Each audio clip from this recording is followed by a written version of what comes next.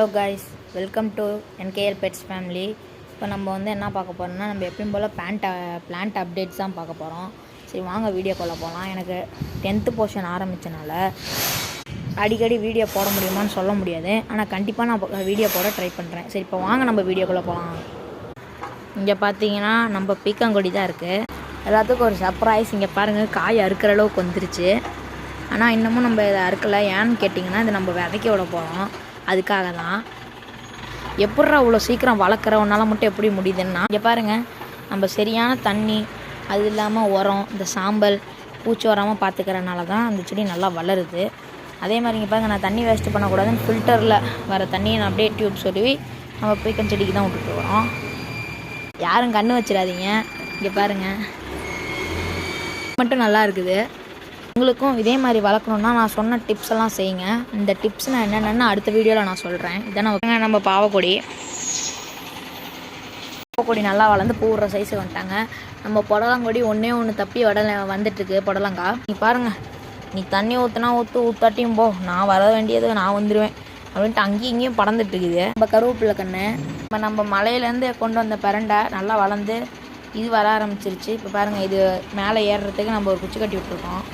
நம்ம கொய்யாக்கன்று பார்த்துக்கோங்க, கொய்யாக்கன்று சூப்பராக வந்திருக்கு. இங்கே பாருங்கள், நம்ம வாழை மரமும் சூப்பராக வந்திருக்கு. இங்கே பாருங்கள், நம்ம வாழை மரம் இங்கே இருந்தது என்னாச்சுன்னு கேட்டிங்கன்னா, இங்கே இருந்தது ஒன்று தான் இங்கே நட்டு வச்சுருக்கேன். ஏன்னா இல்லை நெருக்கமாக வந்தால் வராது.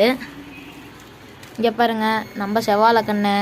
நம்ம ஃப்யூச்சரில் அங்கே இருக்க மணல்லாம் எடுத்துட்டாங்கன்னா, இங்கே இருக்கிறத நம்ம எடுத்து அந்த இடத்துல செட் பண்ணிடணும். வாங்க அது எந்த இடம்னு காமிக்கிறேன். நம்ம இந்த செடியெல்லாம் பார்த்துடலாம். இது நம்ம ரோஸ் செடி நட்டு விட்ருக்காங்க பாருங்கள். தக்காளி செடி. ஹாப்பி நியூஸ் இருக்குது, நான் கடைசியாக சொல்கிறேன். இது கோசாப்பழம், இது மாங்கன்று, இது டேபிள் ரோஸ், இது பொன்னாங்கண்ணி கீரை, இல்லை சாரி சிறுகீரை. இதுலேயும் ஒரு சிறுகீரை செடி மட்டும் விதை அங்கிட்டு விழுந்து வந்திருக்கு. இது வெங்காயம், இது இஞ்சி, இது நம்ம புதினா. இங்கே நம்ம புதினாவும் மிளகாவும் வருது. இங்கே நம்ம அந்த நெல்லிக்காவும் மலைக்கீரையும் வச்சுருக்கோம். இங்கே பாருங்கள், இது பூண்டு. இப்போ வெத்தலை கொடி நட்டு வச்சுருக்கோம். இப்போ கொஞ்சம் குறுத்து விடுன்னு நினைக்கிறேன். அவரைக்காய் போடுறதுக்காக நம்ம பண்ணியிருக்க வேலையை இங்கே கொடி ஏறுறதுக்கு. அப்புறம் இங்கே பாருங்களேன், நம்ம அவரைக்கொடி, நம்ம பூசணி கொடி, அதாவது கோசாப்பழ கொடி, தர்பூசணிக்காய். இது பார்த்திங்கன்னா வெள்ளரி கொடி.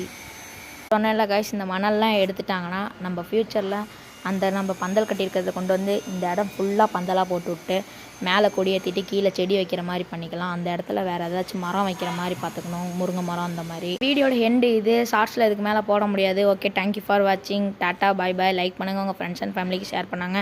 அடுத்து